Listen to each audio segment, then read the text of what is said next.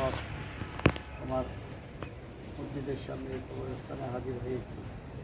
এখানে মহিউদ্দিন আজম তালুকদারের আব্বা আমাদের সকলের প্রিয় মানুষ, এই এলাকার সাবেক চেয়ারম্যান এবং মহিউদ্দিন আজম তালুকদারের প্রিয় সহধর্মী সুজানের আম্মা শুইতে আছেন, আরও অনেকেই শুইতে আছে। ইয়ার কোনো সবাইকে জান্নাতুল ফিরদৌস আমিন, জান্নাতুল সুউচ্চ মাকাম আমরা তোমার কাছে না। দাদার কবরস্থানে নাতি আসছে, ওয়াইফের কবরস্থানে জামাই আসছে। আমিন। মহিউদ্দিন আজমের কবরস্থানে মহিউদ্দিন আজম সবাইকে নিয়ে আমরা উপস্থিত হয়েছি। তুই আমাদেরকে কবুল করে নেন।